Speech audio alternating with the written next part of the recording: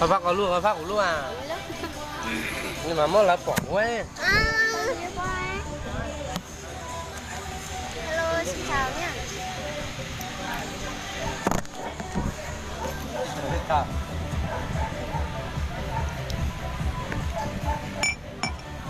Vâng, bạn nghĩ gì nữa mà.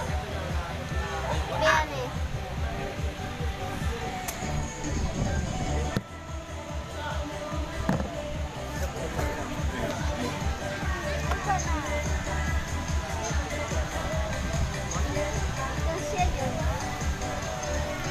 Tao mình nhớ nhá. Ra đây làm quay đi. Đâu mà.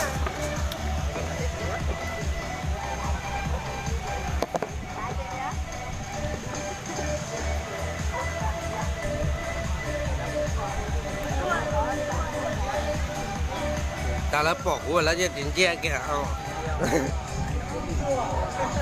Nó có đạt chưa? Hello, chào mọi người nhá. Chào mọi người đang xem nhá.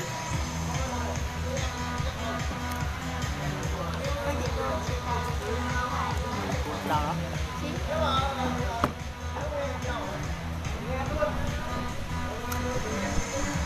Chào mọi người đang xem nhá.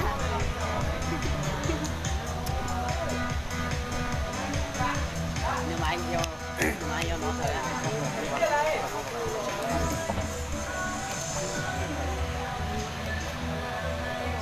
Anh còn nghĩ là anh làm Bây giờ lòng mình nhổ qua lòng đóng khâu đại phòng ra. Cái gì? Thầy có một là anh. Nhổ nhớ này phòng răng khâu đó. Ha, chị ôi đã no không no ha. Vậy. Vậy. Tao căng. chào. Đây hồi là nó chứ nó. Chị lấy chồng rồi à? Nó thứ của gia đình từ là thằng này. Mày tóc đẹp. Thằng Thị Mỹ. Có lúc cũng nhớ không tệ thế. Có phải tệ chỉ thế thế. Không một khác nữa. Nó thì mà. Cô thì chị tao tết rồi nó. Ngồi từ nó. Chồng chị đây em ơi. Cho quay bộ này. Trong đây. Đấy là thành chất chưa? Thằng chất. Có đẳng chất. Ừ, nên là còn tỷ thành chất. Em có số lòng với chị không?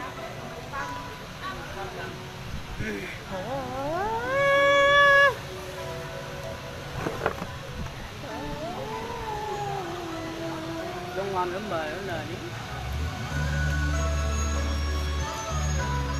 Xúc. Nghe chưa?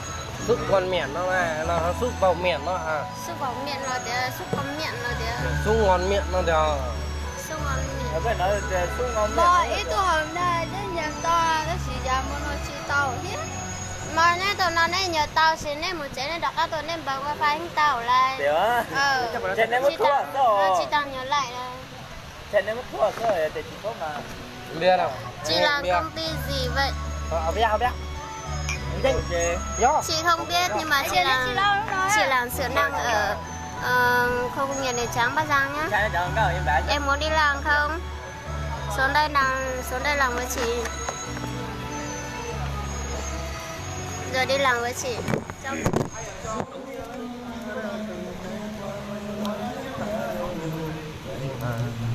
Bây giờ là sao là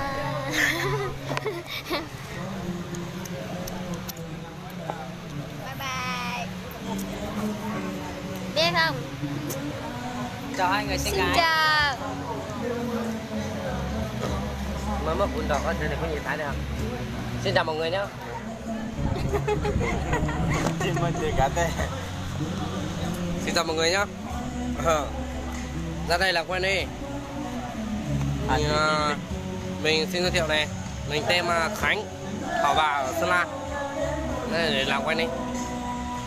Anh em đang thất nghiệp hay là đang tìm việc làm thì alo nhá. Mình đang ở Bắc Giang này. Mình có thể sắp xếp việc làm cho. Vậy thôi, mình chỉ có lời nói vậy thôi nhá. Làm quen với vợ đi. Nói như thật nhờ mọi người ơi. Ô, lâu hôm câu cũng về mót xếp chặt thao. Táo liền. Cho mẹ nuôi mà. Thằng cái gì nó cũng phải mua con câu đó. Con cá nha. Cái cá nó phải được có mà chết tôi với mà con câu. Mà cái trong phòng này đúng không? Từ có tra ca lo. Đâu lại có chịu không mà? Cái hồi tuổi tăng. Mà cháu không mua đâu bác ơi. Con cài. Cháu không mua đâu. Giá một không? Con này vừa ít phó mà. Đúng rồi mà. Cho bảo xanh này. Còn xanh đâu mà. Còn giờ nữa hết tệ hết lố lố gì à? Này cho anh chị cho nó hơi nó tiểu. Chèn mớ chèn nó Mua đâu người chịu à? Gửi từ pi xưa. là có vụ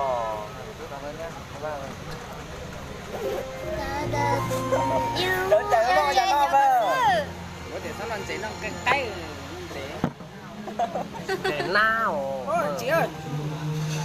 Chị. Mà có phải em không? Chết anh đâu rồi Để nào mơ cho nó nhả mơ. Sao anh sẽ chia cho nó lại. Để nào? Cũng ngon mà. Ăn cá này mọi người ơi. Nó để nào không? Làm mấy tháng rồi. Một tháng vừa mới làm mà. Ăn cá nhá, không biết là cá gì. Nó cá gì kìa mà. Cá, chưa một tốt là cá. Chưa. Ở đây có ớt không? Chị ơi cho xin ớt. Đấy thì lấy ớt không với ớt tươi này. Vâng. Có đây chị lấy cho. Ớt tươi ăn của cái này ngon không? Cá gì mà như vậy mọi người ơi. Không biết xào kiểu gì luôn ý. Ăn chả thấy ngon gì cả. Đó, tôi lọc bá cái gì à? Anh lấy 40.000 rồi. Nó mà cái nọc cá gì kìa. Nên băng bơ ra rượu thì vợ. Rồi dần tơ không chỉ bằng không. Bây giờ đi lúc tao xếp cho nó tiền để na đấy. Đừng chạy nhau bạn đi, đừng chạy na nhau bạn đi. Đó tiền để na, cho nó cá chạch. Để giờ đi khi tình đã tổn thương. Nó phải liền này. Cái đó một trắng, cá chạch nó. Chín đầu ra. Cá chạch đến trời nào rượu bự. Nó chứ à? Chín đầu ra đang ở đâu đấy? Chín đầu ra. Chín đầu ninh. Ra là vấn đề. Chị bao đề hồn lý rồi đấy. Xin nó ra ấy từ nào? Đấy nó cả em làm nhiều mấy tháng rồi. Cảm ơn.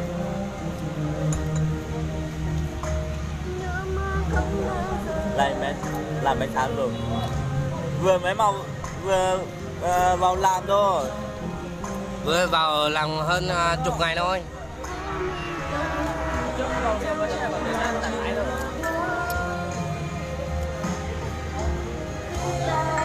Lên rồi để chín đầu ra nó. Hôm nay phải chín đầu ra nhá.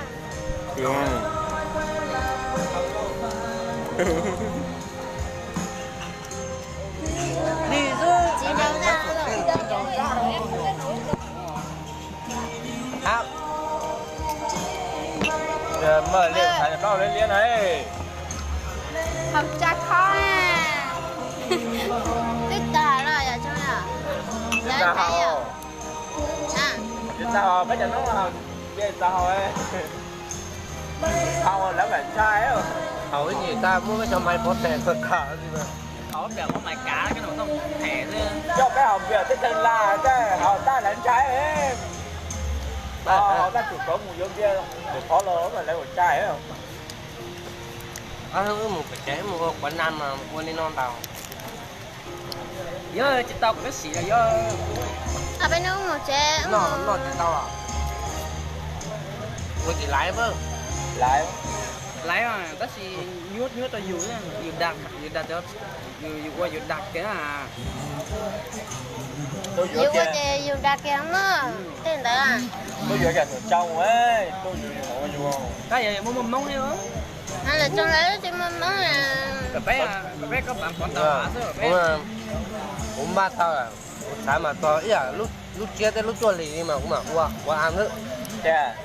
Một con mình qua có một con ăn trong lúc là chua lì tới lúc trước mà phải tao nhiên tao nó. uống mà uống thỏ quá. Ta Sợ sợ hơn vậy mà. Thế là dù sao cái chồng dù sao dù nó còn là có mà dù mở màn nhé. Ông bà cái này bao giờ? Cũng tên chị tám mà. Bây giờ là cho mình tôi hết rồi để mình rồi. Cái chỉ giá là rất nhiều đâu. Bây giờ 2.000 đó cái giờ tiền chắc cần trả à. Cũng bèo dây nó vừa chậm mới ra. Còn nhớ lại chồng. Có của Thái nữa. Cho chị mình rồi, tức là chị mình cỡ của 2.000. 9 bạn. Nó của tôi là của chúng mình Trên cũng nó làm là tải. Vừa nó không cái nhạt đấy, giờ nó Có. Chị ta vô trái mua luôn. Đó chỉ là vô tụi má tôi mình rồi. nó trả lại cho mua sao là bé này phải đá tới hai này phở rồi chị. Mình phở mua nữa mà. Đó 2 đua nào. Đúng kìa. Cần gì đũa nữa em. Tay thôi. Đó nó chắc cá chị ghề mới đâu. Đâu có tốt đâu. Chứ chuyên xe. Không mặc khẩu trang. Vô đá hù đó. Đó cái còn cái đó. Nó phải thêm cái gì mua mày bỏ trên bàn luôn á. Bà nó lò luôn à. À thì đi túi thanh nhá. Ôi, tụi tay chị tay ơi, cho nó à. Cái gì đó mà trời. Thôi như vậy nói. Cho nó ít tụi tay mà. Ủa, pha nó chào mình đặt chứ. Phải có 600 đến 700 mấy cái này. Giờ 600 700 nếu mà 2 chị 8 nó. 2 chị 8 nó có. Kìa.